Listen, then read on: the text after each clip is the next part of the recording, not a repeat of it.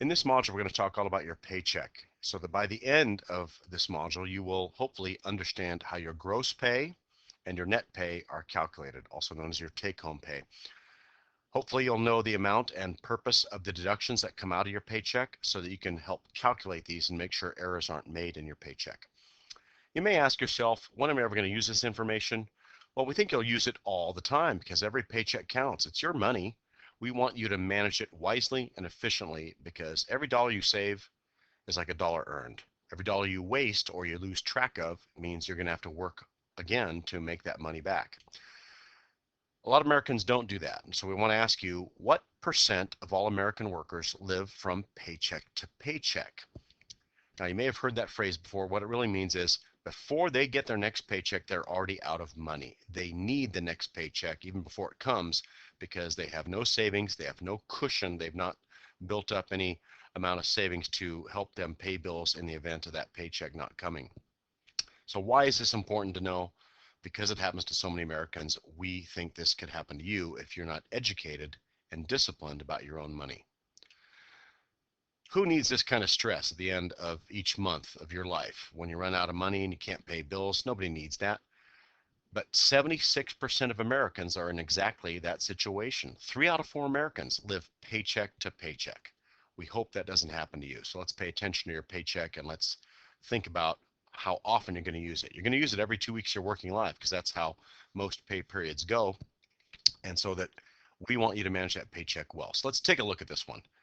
Here's a fictional character, John Doe. He lives in Milwaukee, Wisconsin, and we're going to look at his paycheck here. Looks like his gross pay is calculated here because he makes $9 an hour times 50 hours is what he worked over this 2-week pay period. Notice there's 14 days between June 2nd and June 16th.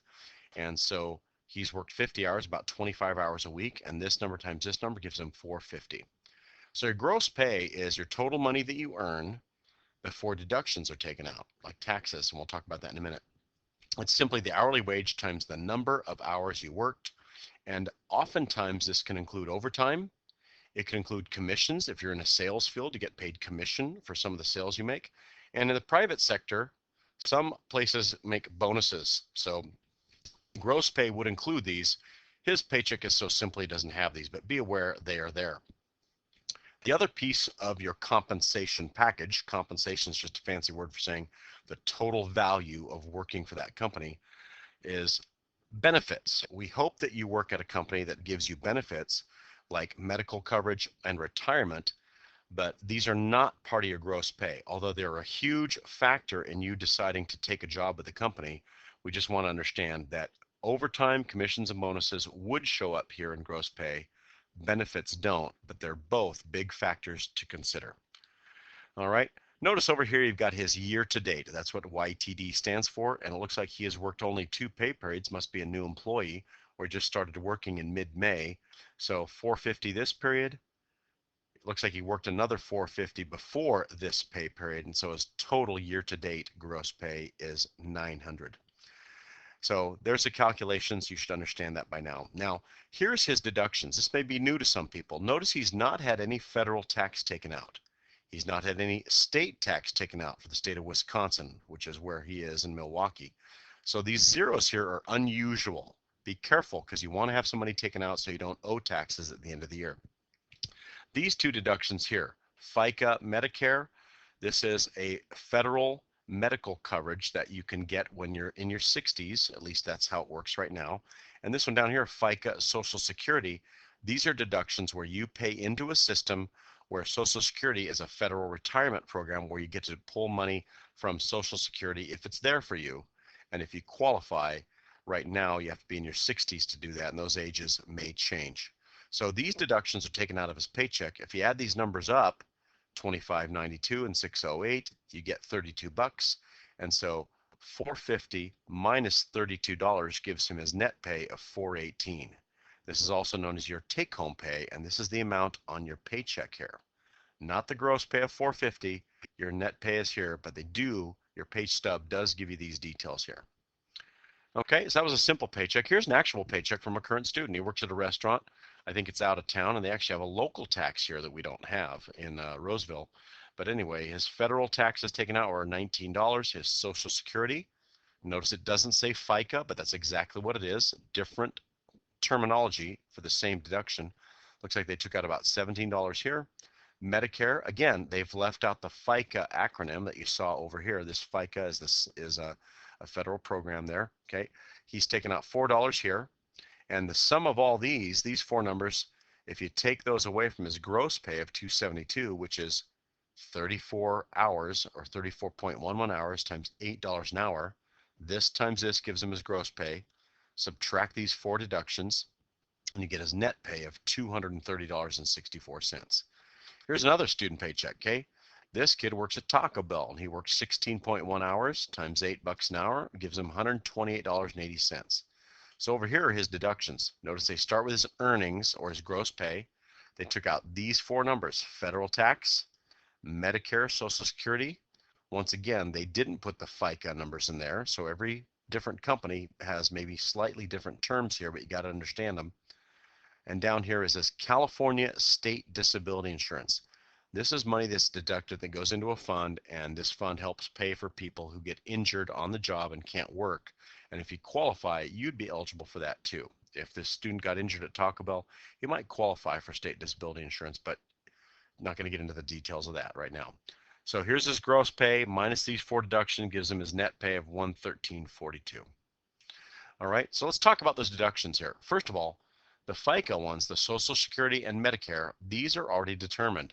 Social Security is about 6.2% of your gross pay up to a certain dollar amount, but most young people won't get anywhere close to that dollar amount. It's over 100,000, so don't worry about that. You're going to pay 6.2% of your gross pay, and you'll pay about 1.5%. It's actually 1.45% to be exact, but I'm rounding off here. You pay about 1.5% for Medicare. All right. Federal and state taxes. You get to decide what these are, but you got to be careful. If you take out too few tax dollars, you may owe money at the end of the year, and you got to pay it. Okay. Now, what decides these numbers is your W-4 form. You should get one of these forms. Your employer should ask you to fill one of these out before you start working or on the first day, and you have to choose a number of allowances. They give you a worksheet here that all you have to do is read it, and they can give you help here, but you fill out the number of allowances, and the more allowances you have, the less money they take out of your check for taxes. Okay. If you have fewer allowances, then they take out a little bit more money. Now you might ask yourself, why don't I just claim enough allowances or exemptions to where no tax is taken out? Well, you could do that actually. But again, you've got to be careful, because if you owe taxes at the end of the year and you haven't had any money taken out, it can be a very nasty surprise where you have to pay taxes. And if you can't pay them, there's fines, there's penalties, and some people even do jail time. Now, if you think this is a bluff, well, it happened to Al Capone. He was one of the most powerful gangsters of the 20th century, and they never busted him for his gangster activities. Actually, he was never convicted anyway. He was convicted of tax evasion, and he served time at Alcatraz prison here in San Francisco Bay. Al Capone, one of the most powerful gangsters of the 20th century, actually died in prison because of tax evasion, not for being a gangster. Okay, so if it can happen to him, it can happen to you. So make sure you get it right. Make sure you take out enough money from your paycheck so that you don't owe taxes at the end of the year. If you do, you got to pay the government. And if you took out too much, you actually get some money back at the end of the year, which is a nice surprise. So check with your parents as you fill this thing out, or check with your company's HR department, that stands for Human Resources, or your personnel department. They should be able to help you with this. Okay, let's take a look at one more paycheck here. Notice this is Jane Harper, and she's got more detailed checks. This will be our last one. You get your pay stub up here. The actual check is right here for $273.85. Let's zoom in here. Okay, she lives in New York. It looks like she works in New York City, and they've got state income tax and some other ones here, but we understand these, but this one's a little bit more complicated. She's got 10 hours. I'm sorry, she's got 32 hours at $10 an hour for $320. There's one line item of her gross pay. And look at this, she has 1 hour of overtime pay. So notice the rate. It went from 10 to 15 because this overtime rate is what we call time and a half. In other words, you get paid 1.5 times your hourly rate. So 1 hour of overtime times $15 an hour, that's a nice wage compared to 10. She made $15 on that. Here she's got a holiday, paid holiday. So she has 8 hours at $10 an hour. She got $80 for a holiday here. That's a paid holiday. She didn't actually come into work that day, so it doesn't show up here. It shows up on a separate line item as $8 an hour. Okay. Skipping along here to the deductions. We talked about SUI, okay, state unemployment insurance. If you lose your job, this money goes into a fund where you can actually draw unemployment while you're looking for a new job. SDI, state disability insurance. We talked about that too. If you get injured on the job, you can sometimes qualify for getting disability paychecks until you can get back to work. Now down here's a unique one. She's paid $5 on this paycheck towards her union dues. And you got to understand that if you're part of a union or if you're working at a place that is unionized, they often will take out deductions monthly or yearly because the union actually advocates for employees and negotiates better wages and better salaries for people and better working conditions in many cases. So these union dues are something you'll see in a union environment. The most important part down here are what we call voluntary deductions. Looks like this employee, Jane here, has taken out $15 from this pay period for her stock plan. She's taken out $5 for a life insurance plan and $30 for a loan. But the main one I want to emphasize here is this 401k plan. You've got to learn about this early in your life. 401k plan is a deduction she takes before she is taxed. In other words, what this means is that little asterisk means a whole lot. This $28, $29 here, I'm rounding again, is not taxed by the federal government. So she gets more bang for her buck by deducting money from her pay before taxes, and it goes into a 401k plan, which is often matched by employers. Okay, so every dollar you put in there, many employers will match it dollar for dollar. That's free money, and it goes into a tax-free account where it can grow with interest and it'll grow over time. And so if you start doing this at a young age, it's a tremendous advantage and will help you get ready for retirement. Way too few people in America are doing this, and so we want to really point this out. It's a smart tax strategy early on in your life, and as this money sits in that 401k and earns interest upon interest upon interest, you will set yourself up for a better retirement than most Americans have right now. Okay, so don't plan on Social Security. It might be there, it might not be there by the time you get to the year 60s.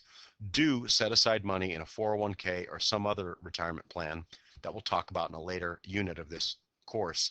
But please be aware of the value of saving money early, paying yourself first, and setting aside good money for retirement. So what are your keys here?